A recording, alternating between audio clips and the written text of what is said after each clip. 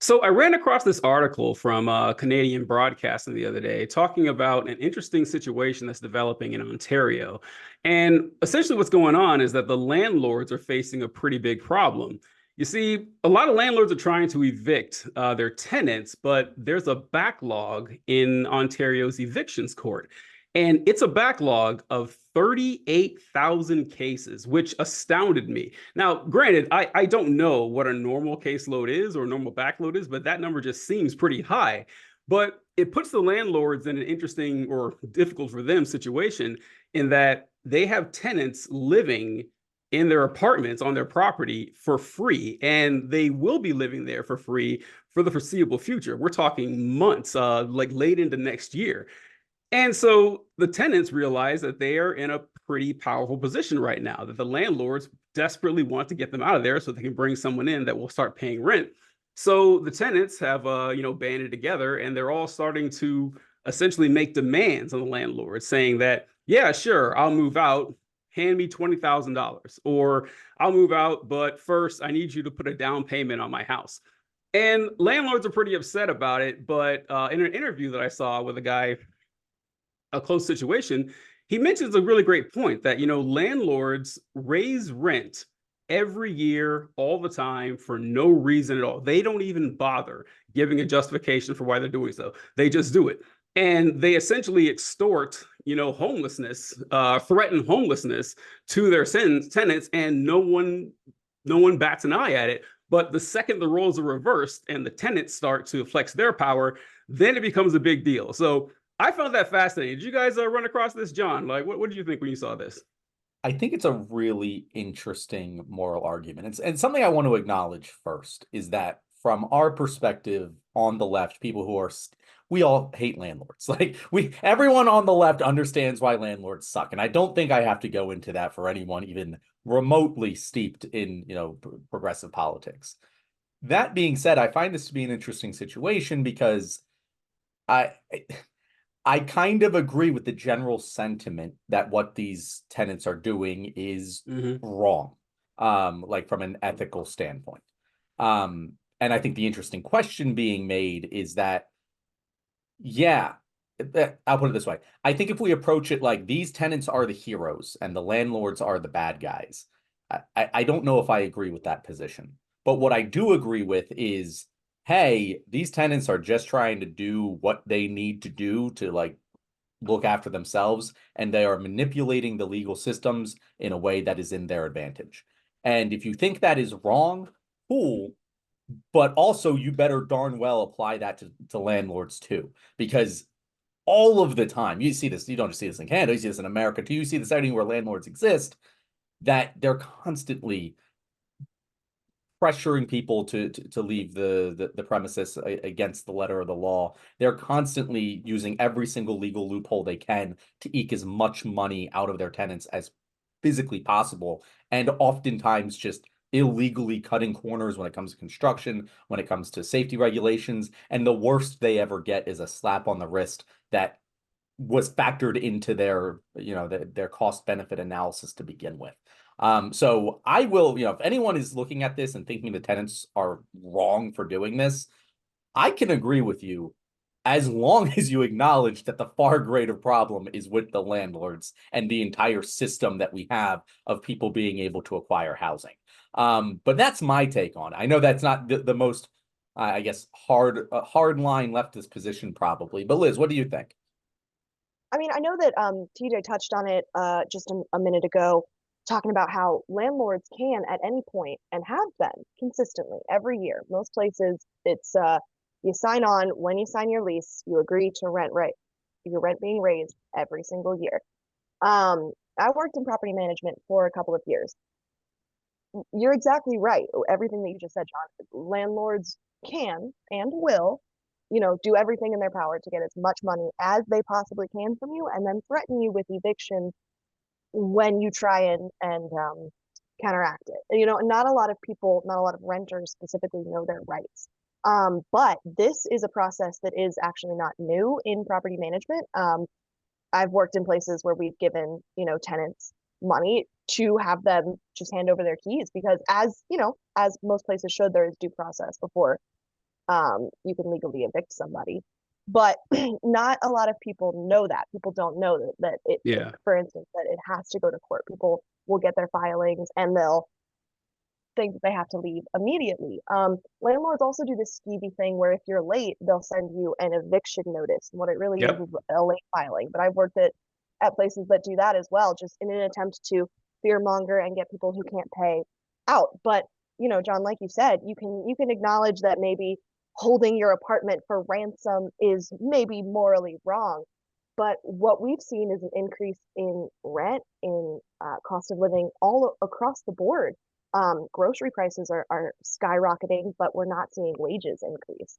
I think this is, a wonderful thing that these renters are doing in order to take their power back a little bit in this case, because I've personally seen the flip side of a lot of property management offices just abuse the power that they do have and the lack of knowledge of that a lot of renters have. Yeah, it's true. So, like so what John was saying about, are these people, to be lionized as heroes or whatever? I would be more inclined to question the, dubious nature of them, breaking their contract or just not, or living somewhere without a contract. If, like you mentioned, like there weren't such great asymmetry in what was going on here, that there's only so much anger I can muster up as someone who's been screwed over their entire life and find the one opportunity where the benefit somehow, or the situation somehow benefited them, when it's been against them forever. I'm not going to hold that against them. And like, that's the ultimate question for me, is like, where do my sympathies lie? Because on the one hand, we have a landlord who made an investment on a property. And yeah, someone living there and not paying rent on it means you have to pay rent of the horror on the property you own. And that's going to be cause some financial damage to you. And look, maybe you lose that investment. And hey, that sucks, but it was an investment. It's a risk. Like we know how this game works. On the other hand, we have someone who could be sleeping on the street. And so, like, yeah, I'm gonna have a lot more sympathy for the person who's losing their house versus someone who's losing an investment. And what I wanted to point out with this, even with this article that I read, is they always do this when these situations come up. They always point to the most sympathetic landlord situation they could possibly find. In the article I read, it was about this couple who owned a house, and they found employment like across the country in a different state. But they liked their house. They didn't want to sell it. So it was a 2-year contract they had across the country. And so they rented the house for 2 years. And when the 2 years were up, they told them, hey, and they gave notice that we're coming back. Tenant said, nope, not leaving, not going to happen. And so, yeah, that's kind of a dick move. But then again, I didn't get the tenant side of the story. I have no idea, what they were told and everything. And you feel kind of bad, but that's not generally the situation that's going on here. Most people rent from like a corporate entity where, and they always talk about the mom and pop renters. And this is something that happens all the time with, economic discourse, is that whenever we talk about power dynamics, for some reason, well, it's not a mystery why they do it, but conservatives like to point to like a small business owner, like an old lady who owns a candle shop. And it's like, how dare you crack down on her? Well, first off, she's a business owner, whatever, she knows the deal. But that's not usually what we're talking about. We're talking about massive places like, BlackRock that have bought up, tons of land and everything. That's who we're going after. But I just find it funny that they go out of their way to like sympathize with the person you're probably never going to be, rather than the person you almost certainly are. That's always been interesting to me. I'm glad you brought up that specific story, TJ, because I totally agree that there is an asymmetry in how we view individual action versus corporate action. For some reason, when a corporation does something cold-hearted that makes them more money, well, that's just business as usual. Like, what can you expect? But when an individual does that, oh, you're a jerk for doing that. Yeah. How dare you? That's just a mom and pop business that you're harming. It's like, there's no difference between those two things. Like, at the bottom line, there is no difference. And if you think there is a difference, let's ask this question in reverse, right? So you think it's wrong for that tenant to refuse to, give the house back to the couple that owned it, right? And I might even agree with you. Like, I think that is a pretty darn dick move. However, let's look at the inverse. Why is that? Why is it wrong? Well, it's because you now have this couple who expected to be able to live in what they considered their home and no longer can because this person has the legal authority to dick them over. Now just apply that to every single tenant who's ever been evicted and forced onto the street. Like that situation happens. I mean, you can probably count on your hands the amount of times that situation has happened. But thousands of people every year get evicted from their homes and have nowhere to go. And the landlords do not care. They will dick them over every single time. And every time you talk about this, you get these stories, feel-good stories about some mom and pop landlord, doing a good thing for their tenant. But for every one of those, there's 100 others of just shameless behavior from landlords. Because if you look down, you ask why enough times, you begin to realize that there's no reason that someone should have to lose their home or at least their ability to have shelter and a decent place to live because they're unable to pay some rent payment. It's just wrong. That is the basis of this entire thing. And that's the problem with the entire system. I actually don't have like much of a problem with mom and pop landlords. It's not their fault that the system is built this way. They are probably or at least at one point were working class too, and they just kind of evolved, which is a good thing that we're able to do that. It's just there are better ways to accomplish a system of housing. Yeah, and it's interesting that you bring that up. Um, Whereas, when we think about all this propaganda that surrounds why we care about certain things that affect people, but don't care about the ways that other things affect people, it's always surrounding capital, right? But it's a little bit more insidious when you break down the way that these systems are actively like shutting down small businesses, shutting out the mom and pop landlords, the people that own one or two houses, not these major conglomerates that own, hundreds of properties. But those are becoming more and more few and far between, more and more frequent, just because of the way that capitalism is evolving and these monopolies are growing.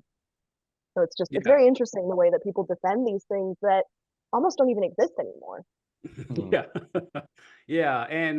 And full disclosure, I feel like I, ethically have to admit this. I am a mom and pop landlord. Since I don't talk about it much for obvious reasons, but my situation, I know, yeah, it doesn't leave this YouTube channel. But, this public statement on the internet, no one else can know about it. But my situation was my folks owned a house out in Fort Washington, Maryland, and they moved to San Diego, and I wanted to keep the house in the family, so I bought the house from them when they moved, and I live in Indiana. I live nowhere near Maryland, and so I can't afford to pay my rent here and pay for the mortgage in Maryland, so I rent the house out. And it's funny too. Once again, I brought up my dad a couple times on the show, but how he's a good man. He really is, and his political leanings are, more to the left than your average American, but not quite where I am. So, and it shows. He's such a capitalist. Is that when I bought the house, and he's like, "Oh yeah, you can rent the house out and everything." And he always asked me, "Hey, you can raise the rent. You can raise the rent on them." I was like, "No, I'm not gonna do that. Like my mortgage doesn't get any higher. Why would the rent go any higher? It's not gonna happen." But it's just funny how they always say that. But even in my situation, like let's say for example, my tenants, and once again, like good landlord, who gives a shit? Like I consider myself like, hey, I cover everything. I keep the rent pretty low. I don't raise it. But look, it's not a morality contest here.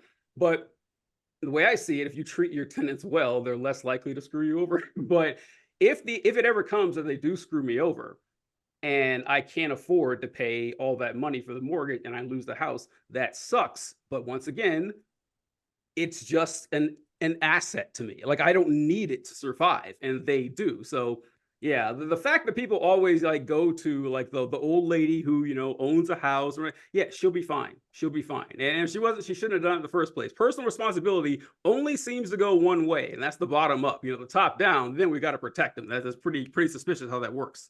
Yeah, I think that sometimes groups on the left go too far. They go full Mao on us, and they're like, "Eat the landlords." And a lot of landlords are dicks and everything. And I do think there are morally fine landlords, but I think that like bypasses the actual economic problem, because Yes. rent isn't bad. Like, having rental units available allows for far more freedom of movement, it allows for a lot more flexible living situations. I mean, how the hell would we have college if you had to buy a house every time you wanted to move, right? So like there are plenty of good reasons to have rental units available and to have people profit from maintaining those rental units and having them. The problem is when there is no minimum solution for housing. Like Yeah. when it's, hey, I'm going to rent out my beach house so that people can use this location because there's only so much beach and there's billions of people. That makes sense. But when it's, hey, I'm going to rent out 80%, 60% of the, housing units in this city are going to be rentals, and there are no options for extremely affordable or free public housing. And if you can't pay the rent, then you just go homeless and live on the streets. That's where the issue comes in, because at that point, it's just exploitative. And that's when the rents can start skyrocketing because there is no alternative option to bring them down. All right, guys, if you made it this far, that means you've made it to the end of the video, and we could not thank you enough. You don't even understand how much that helps the algorithm. And I'm sure one of the reasons that you made it this far is because you loved hearing from our amazing guest, Liz. And I want to throw it to Liz here so she can tell you where you can hear from her when she's not here on the left wing. Thank you guys again so much for having me on. In all of my socials, I have my link tree, but you can find me on Instagram, Facebook, YouTube, and TikTok under All About Liz. That's ALLBOUTLIZ. All About Liz. Thank you, Liz. Folks, if you liked what you saw, and of course you did, be sure to like, comment, subscribe, share with your family, friends, loved ones, enemies. I don't care. Just share it with everybody. It's going to help us out a lot, and you'll see it more in the algorithm. Like, just do it, folks. It's quite literally the least you could do.